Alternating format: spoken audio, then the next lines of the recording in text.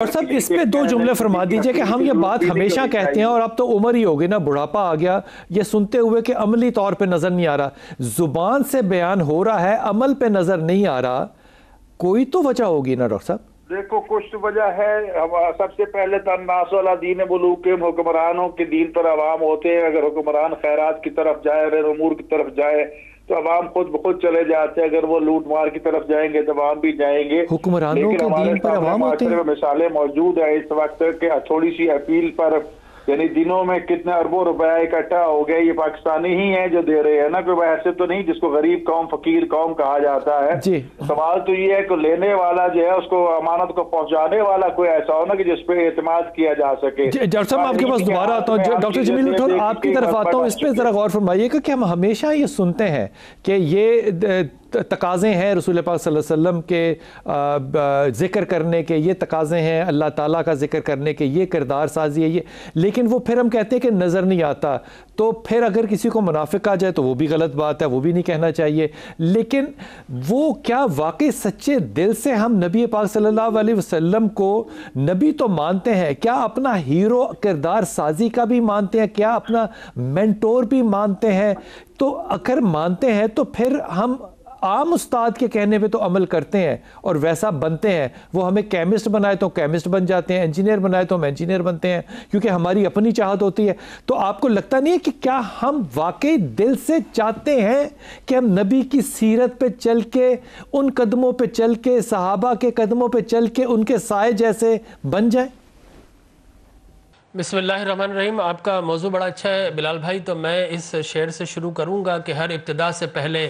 ہر انتہا کے بعد ذات نبی بلند ہے ذات خدا کے بعد، بے شک، اور دنیا میں احترام کے لائق ہیں جتنے لوگ، میں سب کو مانتا ہوں مگر مصطفیٰ کے بعد۔ اور ہونا یہ پھول تو پھر بلبل کا ترنم بھی نہ ہو، چمن دہر میں کلیوں کا تبسم بھی نہ ہو، یہ نہ ہو ساقی تو پھر میں بھی نہ ہو، خم بھی نہ ہو، بزم توحید بھی دنیا میں نہ ہو، تم بھی نہ ہو، خیمہ افلاک کا استادہ اسی نام سے ہے، نبض ہستی تپش آمادہ اسی نام سے ہے۔ اور اقبال نے یہ کہہ کر قلم رکھ دیا کہ قوت عشق سے ہر پست کو بالا کر دے، چمن دہر میں عشق محمد سے اجالا کر دے، اور کی محمد سے وفا تو نے تو ہم تیرے ہیں، اور یہ جہاں چیز ہے کیا لوح و قلم تیرے ہیں۔ بس ایک جملہ رہنا اقبال کا رہ گیا، اس کو یہ بھی لکھنا چاہیے تھا کہ کاش یہ ہمارے لیے سچ بھی ہو۔ جی ہاں بلال بھائی، میں آپ کے سوال کے جواب کی طرف آتا ہوں۔ دیکھیے آقا کریم علیہ الصلوۃ والتسلیم جو مذہب لے کر آئے اس کی خوبصورتی کیا تھی؟ آپ دنیا میں اگر تقابل ادیان پڑھیں، میں کسی مذہب کی خدا نہ خواستہ تضحیق نہیں کر رہا، لیکن یہ ہسٹوریکل فیکٹ ہے کہ دنیا کے سارے مذاہب اوپر سے نیچے کی طرف آئے، بادشاہوں نے قبول کیا اور پھر رعایا نے قبول کیا، لیکن اسلام کا طرہ امتیاز یہ ہے کہ یہ نیچے سے اوپر کی طرف گیا، یہ عام آدمی کو اپیل کرتا ہوا اور پھر جو ہے وہ تخت حکومت تک پہنچا ہے۔ تو اس دین کی یہ خوبصورتی، اور دوسرا یہ کہ آقا کریم علیہ الصلوۃ والتسلیم جو دین لے کر آئے اور جتنا آپ نے حکم دیا، یہ بڑی اہم بات کر رہا ہوں، جتنا آپ نے کہا اس سے زیادہ آپ نے خود کر کے دکھایا۔ یہ رسول مکرم صلی اللہ علیہ وسلم کی تعلیمات تھی، اور لہٰذا انہی تعلیمات کو لے کر جو جتنا بڑا عالم ہوا وہ اتنا ہی بڑا عامل بھی ہوا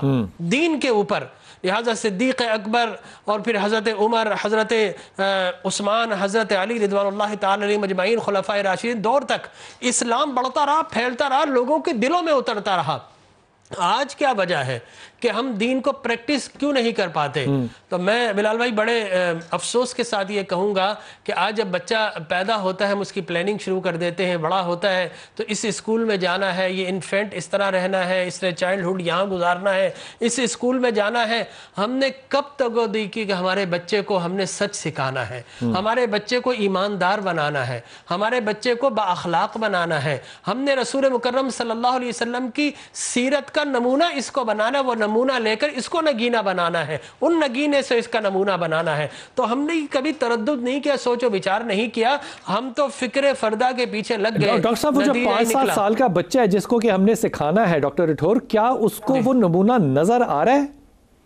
یہی بہت اچھا آپ نے سوال کیا، وہ نمونہ تو موجود ہے لیکن اس کو اپنے کرٹن ڈال دیا، بیہائنڈ دا کرٹن موجود ہے، آپ نے اس کا کرٹن نہیں اٹھایا، آپ نے اس کو دکھانے کی کوشش نہیں کی۔ آپ نے کب بتایا کہ ہمارے نبی مکرم صلی اللہ علیہ وسلم وقت کے حاکم ہو کر بھی، ریاست مدینہ کے سربراہ مملکت ہو کر بھی آپ نے اپنے پیٹ پر بھوک سے پتھر باندھے ہیں؟ آپ نے کب بتایا کہ حضور اکرم صلی اللہ علیہ وسلم کی ایمانداری کا عالم یہ تھا کہ آپ جب انتقال فرما گئے تو آپ کے گھر پر جلانے کے لیے چراغ کے لیے تیل موجود نہیں تھا؟ ہم نے کب بتایا کہ رسول مکرم صلی اللہ علیہ وسلم جن کے قبضے میں ساری خدائی تھی ان کا بچھونا فقط چٹائی تھی؟ ہم نے لوگوں کو نہیں بتایا۔ ہم نے سیرت مصطفیٰ پر عملی طور پر اپنے بچوں کو سکھانے اور سمجھانے کی کوشش نہیں کی۔ ہم نے فزکس پڑھایا، بچوں نے فزکس پڑھی، ہم نے کیمسٹری پڑھایا، انہوں نے کیمسٹری پڑھی۔ ڈاکٹر صاحب میں آپ کی بات کو آگے بڑھاؤں گا، میں ڈاکٹر حسین اکبر کو شامل کر لوں، آپ نے بڑا اچھا ایک کیو دے دیا۔ ڈاکٹر حسین اکبر، یہ بات ڈاکٹر رٹھور نے بڑی اچھی کی کہ ہمیں جب کہ کیمسٹری ہماری پڑھنے کی دلچسپی تھی تو ہم نے کیمسٹری پڑھی، ہم کیمیاء دان بن گئے، ہم نے میڈیسن پڑھی، ہم ڈاکٹر بن گئے، انجینئرنگ پڑھی، انجینئر بن گئے۔ کیا آپ کو لگتا ہے کہ واقعی امت محمد میں محمد جیسا، یہ میں مثال کہہ رہا ہوں، وہ تو اس کے سائے جیسا بھی کوئی نہیں سکتا، اس کے پاؤں کی خاک جیسا نہیں کوئی ہو سکتا، یہ نہیں، میں مثال کے طور پہ کہہ رہا ہوں، کیا ہم واقعی آئیڈیلائز کر کے ویسا بننا ہماری ترجیحات میں ہے؟ اللہ اکبر، ترجیحات تو جو ظاہری صورتحال ہے ہمیں نظر نہیں آتی۔ اگر ترجیحات ہوتی تو میں سمجھتا ہوں کہ اس وقت کی ابتلا جو خدا نے آزمائش میں ہمیں ڈالا ہے اور چند لوگوں نے توجہ کی ہے اور ایک امید بندی ہے کہ ہم زندہ قوم ہیں، وگرنہ جس طرح گزشتہ ایک پروگرام میں آپ نے کہا تھا کہ مجھے غصہ آتا ہے اس شخص پہ جس نے کہا تھا کہ ہم زندہ قوم ہیں، لیکن لگتا ہے کہ نہیں، کچھ ایسے افراد موجود ہیں جن کے دل میں تڑپ بھی موجود ہے، احساس بھی موجود ہے۔ تو میں سمجھتا ہوں کہ اگر تھوڑا بہت اس میں توجہ مزید دی جائے اور اس میں عمل اور کردار کی ضرورت ہے۔ حکمران صرف ڈرامے بازی اور فوٹو سیشن کے لیے نہ جائیں، علماء صرف تماشے کے لیے نہ جائیں، گھر گھر چل پڑیں، تو میں سمجھتا ہوں کہ یقیناً یہ روح بھی واپس آ سکتی ہے، کام بھی ہو سکتا ہے، دنیا کے لیے ہم نمونہ بھی بن سکتے ہیں۔ یعنی کل کی بات ہے کہ ایک شخص جس کو ساری دنیا بے یتیم کہتی تھی، اس کے خلاف کیا کچھ ہو رہا تھا، وہ چند گھنٹوں بیٹھا ہے ٹیلی ویژن پہ، اربوں روپے اس نے اکٹھے کر کے دے دی ہیں۔ اس کا مطلب یہ ہے کہ لوگوں میں روح تو موجود ہے، دینے والے تو ہیں، لیکن لینے والا کوئی ایسا مستحق نظر نہیں آتا امین کے جس پہ اعتماد کیا جا سکے۔ پہلے میں چھوٹے سے وقت پہ جاؤں گا،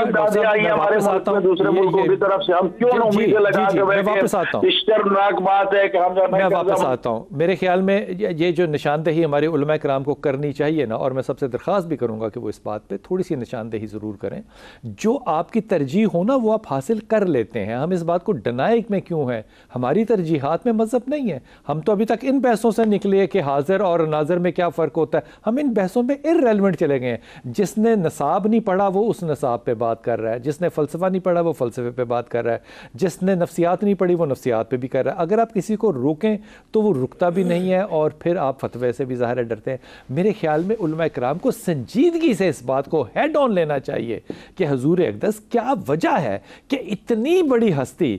اس نے کبھی یہ عذر پیش نہیں کیا کہ میرے زمانے میں ابو لہب ہے، میں دین کیسے پھیلاؤں، میرے زمانے میں ابو جہل ہے، میں دین کیسے بناؤں، لوگ اب میرے زمانے میں بچیوں کو دفن کر رہے ہیں، میں دین کیسے، نہ نہ نہ نہ نہ، کوئی ایکسکیوز نہیں ہے۔ کراس دا بورڈ ہلا کے رکھ دیا، اور وہ ہلانا یہ نہیں تھا کہ میرے نبی کا زمانہ جو تھا وہ تبدیل ہو گیا، میرے نبی نے قیامت تک کے لیے زمانہ تبدیل کر دیا، لیکن پاکستان میں مسلمانوں کے لیے زمانہ نبی جیسے زمانے کی طرف تبدیلی کب لے گا، یہ کروٹ کب آئے گی، واپس آ کے پوچھتا ہوں۔